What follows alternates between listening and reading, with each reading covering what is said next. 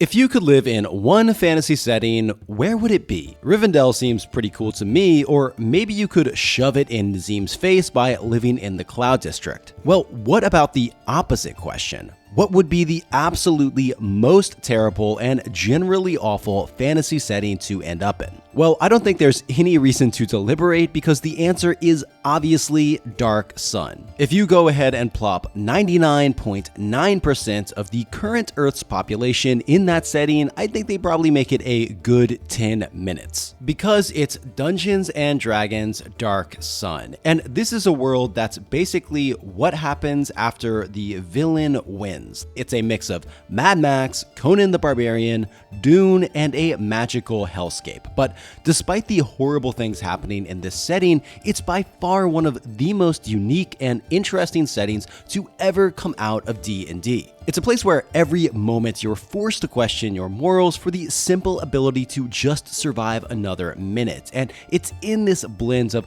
delicious dilemmas that make it so interesting. But for such an incredible setting that most people vote as one of their favorite in D&D, there hasn't really been a lot of movement in this franchise in recent years, and it got me wondering why not. So today, I wanted to answer the question by exploring the fascinating history of how this gem was made, what exactly makes this dark and brutal setting tick, and finally where everything is at today to explore whatever happened to Dark Sun. Hi everyone, my name is Otto and welcome to Exits Examined. We'll be exploring series, franchises, and more after their prime time has seemingly come to an end. If that all sounds good to you, there's a like and subscribe button below, and I just want to give a huge shout out to my patrons who make this all possible. So how does one describe Dark Sun? Well, it's pretty easy. In this world, everything generally sucks, like a lot. Sure, other D&D settings have their Avenger-level threats, dragons, evil wizards, or whatever, but one common thing that you'll hear people say is that Dark Sun is what happens post-Avenger-level threats when the bad guys have not only won, but won for thousands and thousands of years. So yeah, while Dragonlance is over here complaining about their evil goddess, Dark Sun is over here looking like John McClane saying, "At least you have gods, losers." So let me back up a bit and try to explain just how much everything sucks, and the interesting implications of how this general suckiness makes the Dark Sun world not only unique, but kind of awesome. Okay, so imagine every horrible thing that could happen in the world. Genocide, slavery, natural disaster, basically all of this happened in this cute little world called Athas, and now the world is a barren hellscape reminiscent of something in between Dune, Conan the Barbarian, and Mad Max. Now, the way that the world got here in the first place is kind of a unique D&D twist on things, with it being some classic evil sorcerer shenanigans, but the how and why isn't really important. What is important are the implications of this broken world and how the leftover societies and life are struggling to survive, and the key word here is really struggle. Athas is a brutal desert sun-scorched world with not a lot of mercy. So yeah, even though it's a wasteland, it's not empty. The biggest settlements by far are these cities, but make no mistake, these are not happy fun cities. They stink of garbage, they're full of beggars, and of course you have the classic huge gap between the nobles, merchants, and freemans. Oh, and speaking of freemans, slavery is literally everywhere and is highly prevalent in the society, so fun, right? And in fact, all it takes is one moment of not paying attention and you can be put in shackles shockingly quickly. Actually, one of the most common ways to start a Dark Sun campaign is with the player characters as slaves, which really sets the tone here.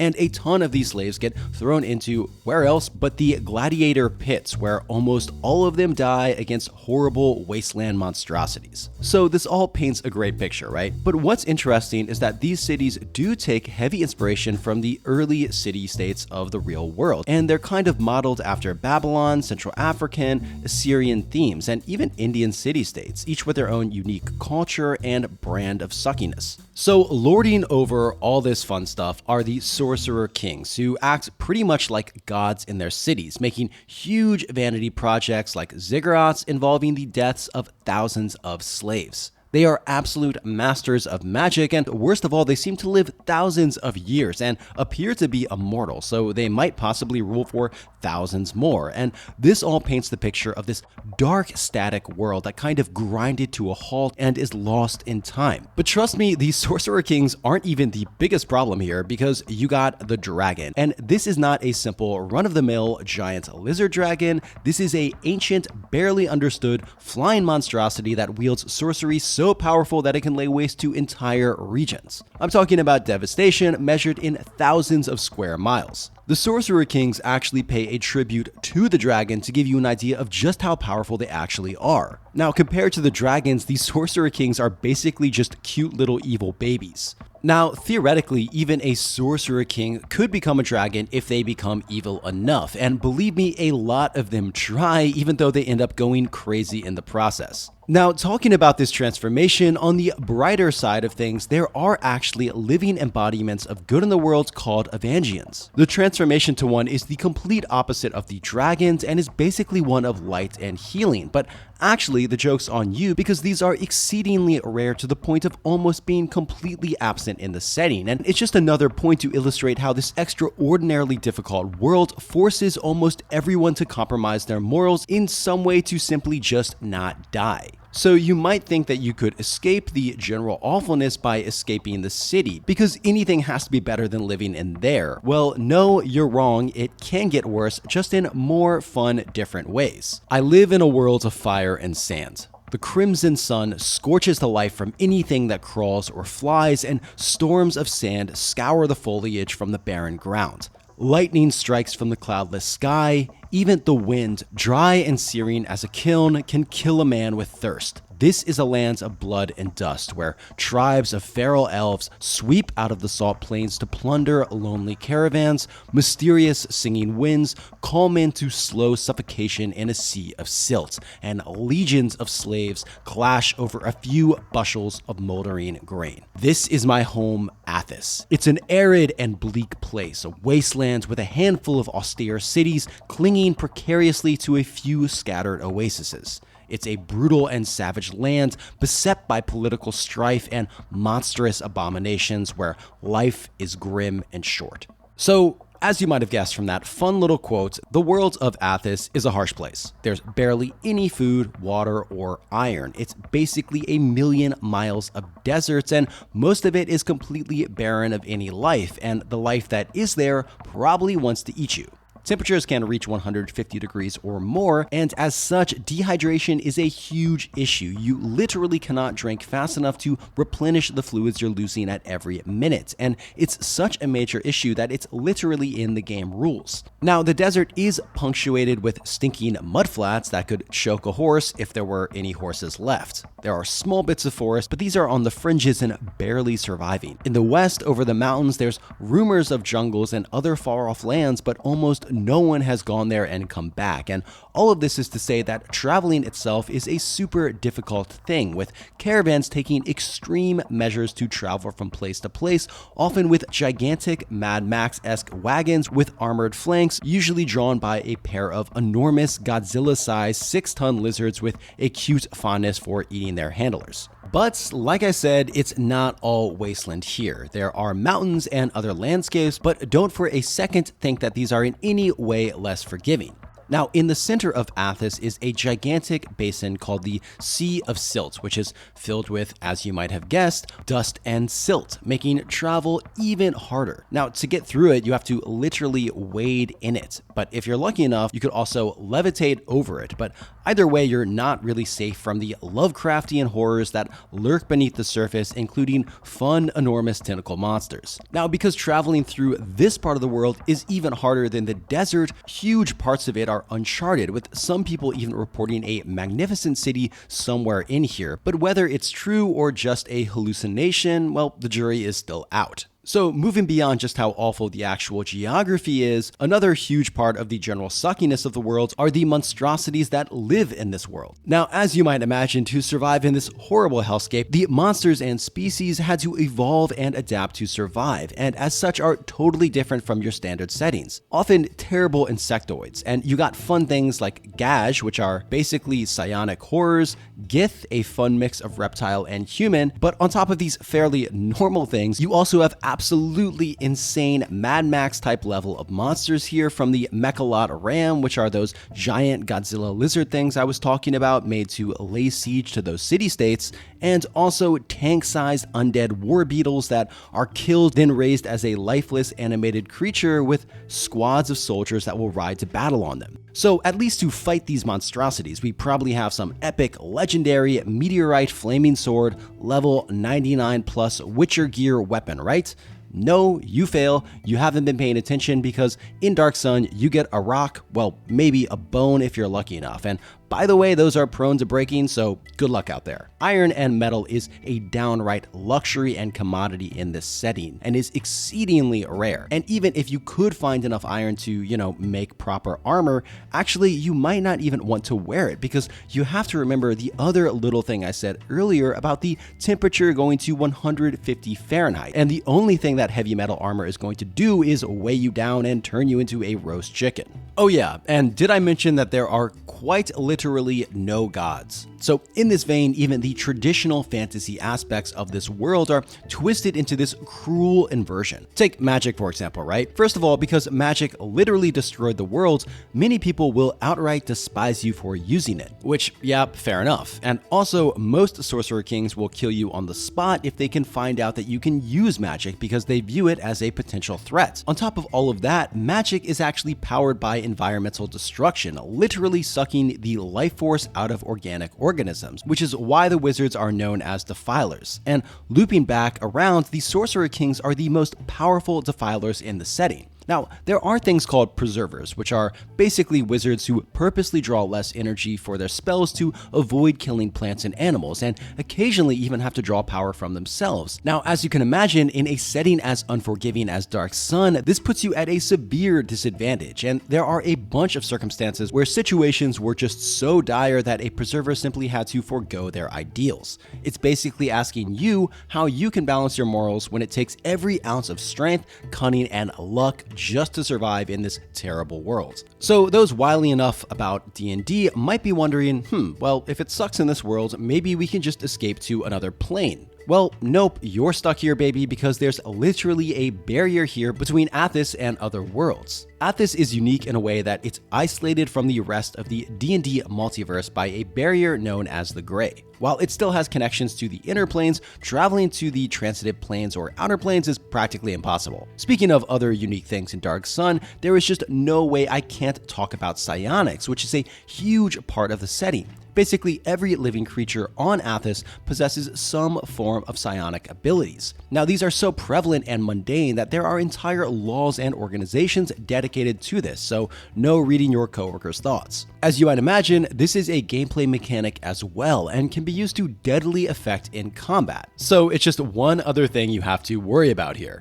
So who calls this terrible place home? Well, like everything in this world, the races deviate pretty substantially from your typical fantasy stuff. And the fantasy races that do remain and sound familiar, like your elves and dwarves, have kind of been hardened and twisted, so it's still recognizable, but sometimes just barely. Take the elves, for example, right? So if I asked you to picture an elf in your head right now, I'm willing to bet a large majority of you would be thinking of your typical perfect skin, beautiful demigod, Legolas, Tolkien elf that you probably want to hook up with. Well, here comes Dark Sun to hit you like a ton of bricks and throw everything you knew out the window. The elves in Athas are a far cry from the Tolkien stereotypes, instead being more free-spirited and focused on just enjoying the present than planning for the future. So to give a very brief example and insight into their lives, the way elves typically find their brides is by stalking another tribe of elves until they find a bonny elf that catches their eyes. When the opportunity arises, they'll sneak in and try to kidnap them, and the elf being kidnapped will put up either a small or large amount of resistance,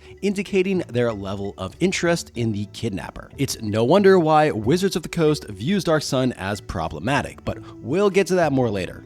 The elves are nomadic raiders and traders, hardened by the harsh desert environments, and overall, unlike many other races, they've kind of embraced this harsh reality, seeing death as a natural part of life, and they just try to embrace it. They're basically hedonistic and live in the moment, and oh yeah, they can run really, really fast. Then there are the dwarves, who are stubborn to a fault, whose entire lives revolve around their focus. They're supernaturally obsessive, picking one difficult task and centering their entire lives around it. And if they don't finish, they're stuck forever as undead monsters. So many times when a dwarf does actually complete their focus, they usually choose to just die by one way or another to not roll the dice twice. Lovely, right? I mean, even something as seemingly harmless as halflings are literally cannibals in Dark Sun. But beyond that, there's a whole range of honestly fascinating and unique races, with the poster boys probably being the moles. These He-Man-esque walking muscles are a tough crossbreed between humans and dwarves, with the stature, agility, and mental flexibility of humans combined with the physical resilience and endurance of dwarves. It's a rare combo that makes them more than just a blend of two races. They can go for days without resting, and the only reason they haven't taken everything over is that they're completely sterile and unable to have children. But like with everything in Dark Sun, there's always a fun little dark twist. Because of their sheer physicality, they're highly sought after for the gladiator pits, and in fact, most of them are born into slavery, where the vast majority will probably die. But the fun doesn't stop there, and there's many other unique races like the half-giants, and maybe the most unique of them all are the Thri-kreen, which are my personal favorites. These endearingly weird insect-like creatures are obsessed with the hunt, and sometimes if there's nothing else, they'll start preying on caravans and villages, or even lurking near cities to attack farm slaves. But if they do choose to ally with other species, they make loyal and invaluable companions, especially because they never sleep, which is especially helpful in a setting that you can bet your money it doesn't take any PTO to kill you. But even the skills and classes in the setting follow the same pattern as the races, with its own unique twist. The Defiling and Preserver magic styles are a prime example of this, but even the clerics are different. You have to remember that there aren't any gods here, so they get their power from the elements instead. Skills also reflect the harshness of the worlds, even with basic things like finding shelter, finding water, and my personal favorite, weapon improvisation, all being just as important as your standard skills from other settings. So if all this talk of monsters and magic has you in the mood for some tabletop or gaming action, you might be interested in checking out today's sponsor, Dice Emporium. They have a gigantic selection of dice, seriously every single type you could possibly want. One of the best things is that they offer not only 7-piece D&D sets, but also a massive amount of individual dice. So basically, if you just need one more for your favorite set that maybe you've lost, this is the perfect place to look. I'm happy to support these guys, so if you're interested, check out the link in the description below. What really ties this dying, brutal, and unforgiving world together is the overall aesthetic, which is just chef's kiss, a thing of pure beauty. It's otherworldly, post-apocalyptic, and unlike anything else made for D&D before or since. A brilliant move was having a single artist, Gerald Brom, do all the illustrations during the first year, which, by the way, this technique was so successful that it was repeated for another extremely iconic series of Planescape. And by the way, Dark Sun as it exists wouldn't have been a thing without the vision of Brom. The whole look of Dark Sun actually started with a painting Brom had done as a personal side project, with the design team seeing it and deciding on the spot that this was exactly the vibe they wanted for the setting. And rest assured, the vehicle for this incredible aesthetic was the original box set, which has to be one of, if not the best D&D ever made. Now, I think a huge reason I was personally drawn to the setting was seeing the iconic box cover art and just wondering what was going on with this weird guy holding swords in this crazy environment. As far as the content of the actual box set, you got awesome blends of first-person narrations, beautiful descriptions of settings, maps, and rulebooks, and even some nice little Dungeon Master books and player aids with awesome artwork. And this isn't even including all the great support in the form of supplements and high-level source books, complete with some excellent takes on high-level play. So to bring all of this together, Dark Sun was something completely different from anything D&D had done before. It was the first truly alternate world, wildly unique. Make no mistake that TSR took a huge risk with this, and it paid off. Well, kind of, and we'll talk about that later, but it was undoubtedly inspirational, and a few years later, Planescape would refine some of these ideas, but a lot of people still have a soft spot for Dark Sun. Now, I think it's precisely these differences that made it so good and memorable. There was just nothing else like it, and its success came from subverting the typical fantasy setting. We got this heavy metal, brutal place, and it just made everything new and, most importantly, exciting to discover and explore. Now, speaking of that, the role-playing aspect of this awful, unrelenting dark tone that forced players into real challenges and dilemmas, which is the real meat and potatoes of why people want to roleplay in the first place. So it's all great stuff, right? But on top of that, the whole thing was just a masterclass in world building. It's all about survival, there aren't any heroes, gods, or respite, and this kind of uncompromising focus on those aspects definitely did turn off some people. I mean, Dark Sun is not for everyone. It's dark, gritty, and characters die a lot. Trust is rare. Anyone you meet is likely working for a sorcerer king, a slaver, a thief, or just kind of dangerous. Life's necessities are scarce, and not having enough can easily kill you. So why do all these characters steal, murder, or consume the life energy of others? Well, because they face an impossible choice. Do this or die. And those high-stake dilemmas make for really incredible gaming. Okay, so now let's move on to the not less brutal, oppressive, and confusing worlds of how this all fits into the history of larger D&D and TSR timeline. So to say that Dark Sun was out of left field for Dungeons & Dragons would be a massive understatement, and so it all begs the question, how did this all happen in the first place? Well, to do that, we actually have to go way, way back. When D&D first launched in 1974 under a company called TSR, this might surprise some people, but the game was originally pretty simple. There was no adventures, no worlds, no tie-in books, because the idea was basically, well, why limit the players' imaginations with constraints? So the DMs had to do most of the heavy lifting, so to speak. TSR grew rapidly throughout the 70s and 80s, doubling in size most years. But to do something that I'm extremely fond of doing on this channel, to grossly oversimplify a complicated and multi-year issue, they started pumping out settings and products at a seemingly unhinged and totally unsustainable rate. Seriously, some releases were in the double digits a few years, which led to a pretty quick fall from grace, with Wizards of the Coast eventually having to buy them out to get them out of debt. But in a way, we should be grateful for these turbulent times at TSR, because it was precisely this environment that caused TSR to experiment and eventually gave way to fan-favorite settings we have today, like Planescape and, of course, Dark Sun. As for the actual, development of Dark Sun, it started all the way back in 1990 when TSR began working on a new campaign setting called War Worlds. The idea was to create a post-apocalyptic world filled with exotic monsters and completely devoid of traditional fantasy creatures. Troy Denning was a key writer on this and in fact wrote a ton of books on the setting, which we'll discuss later. Now, TSR was a little concerned about how to market a setting with literally no familiar elements, especially because it would be such a huge departure from what D&D players were used to. So they compromised with the classic twisted familiar conventions: dragons, spellcasting, characters, classes, into something entirely new and bizarre, which Planescape again would take heavy inspiration from. Even the setting and terrain itself was totally new and unfamiliar. Quote, "Using the desert as a metaphor for struggle and despair, this presents a truly alien setting, bizarre even by AD&D game standards. From dragons to spellcasting, from character classes to gold pieces, this ties familiar AD&D conventions into knots." The original Dark Sun box set came out in 1991 and introduced the base setting where the Tier region is on the brink of revolution against the Sorcerer King. Then in 1995, the expanded and revised box set was released and updated the setting to reflect the events and characters introduced since the original.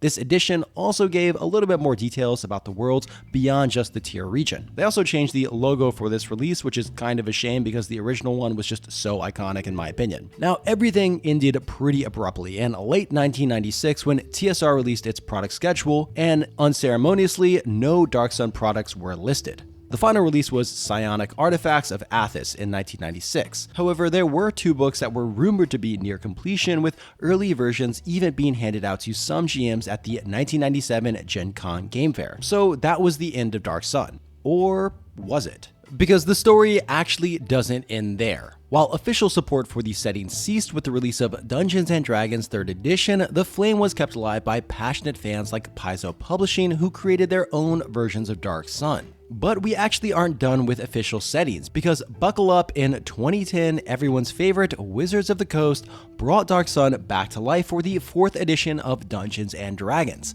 The gritty, action-oriented setting was chosen specifically because they thought it would be a perfect fit for the new rules introduced in 4E. Now, you can tell it really tried to recapture the feel of the original 1991 version, with game designer Richard Baker saying the goal was to start the game at a point where Athas had the most adventure potential, offering a version of the setting where the original storyline was possible but not necessarily required. Now, the 4th edition did bring some notable and controversial changes, as did a lot of things in general with 4E D&D. But examples of this are variant classes, which were central to the previous edition, such as gladiators, templars, and elemental priests, were introduced as themes, and the world of Athas generally became smaller and more manageable than in previous editions. The biggest change was the cosmology. Basically, instead of being totally cut off from the rest of the multiverse, it was now pretty difficult to access, but importantly, not impossible. It was also significantly more action-oriented rather than the pure, harsh survival that the 2E version was fixated on, which made the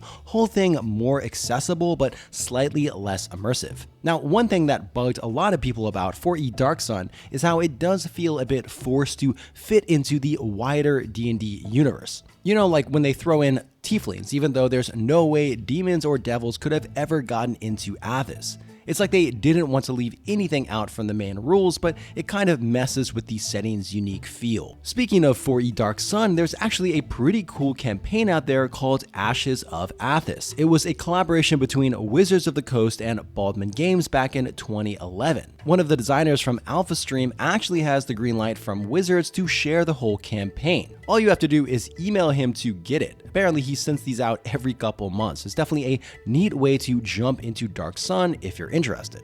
Now, 4E was very sadly the last major entry into the series, and honestly, there might not ever be another one. Well, at least not in the near future. In interviews, D&D former executive director Kyle Brink said that Dark Sun was, quote, problematic, and as such, they likely will not be releasing any 5e materials on Athas. So the question is, what makes it so problematic? Well, honestly, take your pick. We got all the classics in here, the aforementioned mating customs of the elves, cannibalism, slavery, and of course the whole genocide thing. Halflings could easily be interpreted as a primitive stereotype, and don't forget about the forced breeding programs to create the moles for death in the gladiator pits. And while I personally understand that these are sensitive subjects to a lot of people and they have to be handled with care, it's a huge shame that there doesn't seem to be stomach to at least try, because I think it was precisely all these extreme differences in the settings all the way back in the 90s that made it so interesting. And although today there are no shortage of diverse, non-typical fantasy settings for D&D, I don't really think there's another one out there that focuses so heavily on the gritty, brutal aspects of survival as Dark Sun, and it's kind of sad to think that there might not ever be anything more done with the series. Although, I guess we can't complain because what we did get was pretty great, so why mess with perfection? Speaking of what we got, it was not just the games. Oh no, Dark Sun was actually, outside of Dragonlance, one of the first D&D settings with an established metaplot baked in.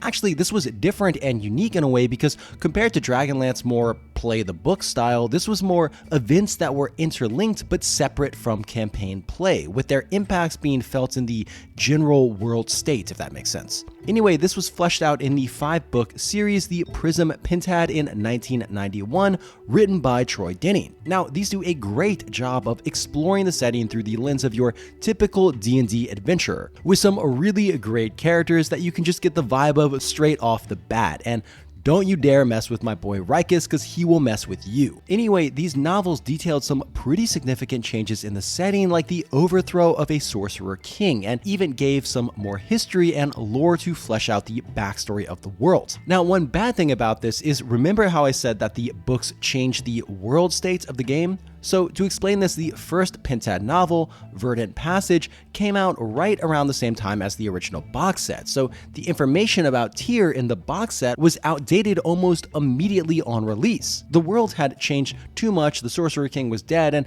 there was a new mortal king and a new council of democratic leaders. This pattern continued throughout the meta plot, making a lot of the game material irrelevant, but it also changed the setting in a way that some people didn't really like. The initial sense of desperate survival became less pronounced as the novels progressed, and for some people, these changes felt like they were straying too far away from the original vision of the setting. And this was a big problem because going back to the development during this period in TSR's life, they absolutely could not afford to lose any sales. But getting back to the releases, there were actually more books that came out in the setting that didn't affect the meta plot, and these include the Tribe of Trilogy by Simon Hawke, Chronicles of Athas, which is a collection of non-canon books from various authors released between 1994 and 1996, and finally coinciding with the release of the 4E version, we even got some relatively modern books including City Under the Sand in 2010, Under the Crimson Sun in 2011, and finally Deathmark in 2011. Now, I would say if you're interested in the setting, the audiobooks are a great way to dive in, and listening to the Prism Pintad got me super pumped up to make this video. Anyway, it wasn't just books. On the video game front, we did get some pretty decent entries in the 90s, including Shattered Lands in 1993, which is a turn-based role-playing game following the classic trope of the setting of being in a party of characters having to escape the gladiator pits, and it's got some pretty great replay value with all the different classes and spells, and despite the limitations of the technology of the time, I think it can really be described as just being truthful to the whole brutal Dark Sun vibe. Now, there's already been some excellent long-form YouTube content done on this, so I won't dig into it too much. If you're interested, I'd highly recommend Indigo Gaming's video on it. Now, if that wasn't enough for you, there was also a sequel in the form of Dark Sun, Wake of the Ravager, released in 1996. Then, in a totally different direction, there was Dark Sun Online Crimson Sands, which was an early massive multiplayer online role-playing game in 1996. Now, sadly, as is the fate for a ton of these early massive multiplayer games, the server went down, but I did see on Reddit a while back that there was a new server project for this, so Godspeed. Now, in 2005, there was a super interesting fan-made project that I don't think ever got off the ground, but was a Dark Sun MUD, which is apparently a multi-user dimension, which is basically a long way of saying a text-based online game where you can roleplay, engage in combat, and all that other good D&D stuff. But yeah, I was only able to find like one blog post about this in the early 2000s, so yeah, probably not going to be a thing at this point, but god, don't you just love these early internet forums? They really don't make them like they used to. Anyway, getting back on track to the timeline, you probably noticed that most of these projects were literally all the way back in the 90s, so what's up with that? With the popularity of Baldur's Gate 3 and D&D as a whole right now, I think this would be a great time for the setting to finally come back to the game front, and it would make such a cool setting. Speaking of this, people have theorized that maybe Larian Studios was playing around with the idea of making something in the Dark Sun setting with a letter found in Baldur's Gate 3. A missive in Wither's hand addressed to some unknown entity. Though you understand the alphabet, the script, and the words themselves, the meaning eludes you. You glean only the impression of a dark sun in white sky. Okay, pretty vague, I'll admit, but it's all we have so far. But I do think there's undoubtedly going to be a rise in D&D games in the future, so hopefully the setting gets picked up by a dev team who can pull it off. And speaking of this, I really do think there would be a market for it. It's kind of crazy just how large the enduring appeal of this nearly 30-year-old D&D setting has been. I mean, like, the setting hasn't been supported for over a decade, and that wasn't even the first time it was abandoned by its creators, but despite that, you see people mention it and bring it up all the time. And this is all carried along by one of the most diehard and passionate fan bases I've ever seen. I mean, those fan games I mentioned were just the tip of the iceberg, and there's this incredible world of fan art here, and of course even the fan-made 5th edition Dark Sun rule set. But beyond that, there are entire sites like athas.org that started all the way back in the 90s who actually have agreements with Wizards and are fighting the good fight and making new collections of extended playable Dark Sun content. I mean, these include beautiful maps like in the Athasian Cartographers Guild and incredible new adventures, and the amount of work and talent by fans here is truly just amazing. And this is all great news because here's the thing. Despite what some people have hoped for, it does look like Wizards has no plans or even the appetite to bring Dark Sun back. The chances of seeing anything remotely similar to what the original setting had are pretty much slim to none, and even if something does come along, you can bet it will be much tamer compared to the classic Dark Sun that we knew. So sadly, it looks like homebrewing is the way to go, which at least we can be comforted that we'll always be able to go back to. Now, I think these circumstances that produced the original Dark Sun were just so unique and probably never going to be able to be replicated again. Basically, designers had a decent chunk of time to experiment and refine their ideas and freedom to explore unconventional concepts, which is sadly a rarity in today's world. But all of this has got me wondering that despite the lack of content and lack of will by the developers to touch this,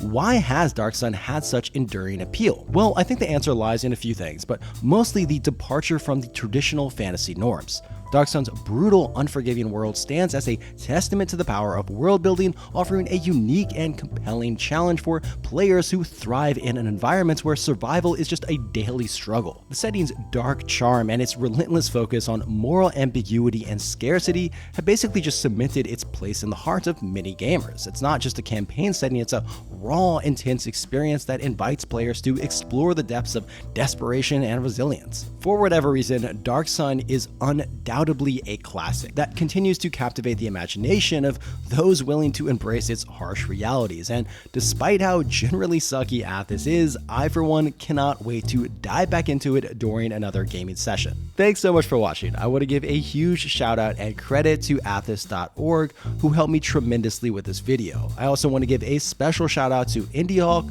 who also helped me so much with fact checking. You guys are awesome. Speaking of that, no shout out is complete without talking about my patrons who make this channel possible. If you'd like more info on how to support me, you can check out the link below. Also, on another note, I did actually start a gaming channel, so I'll link that below if any of you are curious about it. I mostly cover 2D side scrollers, and it's a nice little departure from this. As always, if you have any suggestions about what you want me to cover next, please just drop a comment below. It's always really cool to hear what you have to say. Thanks again. I'll see you next time. Bye.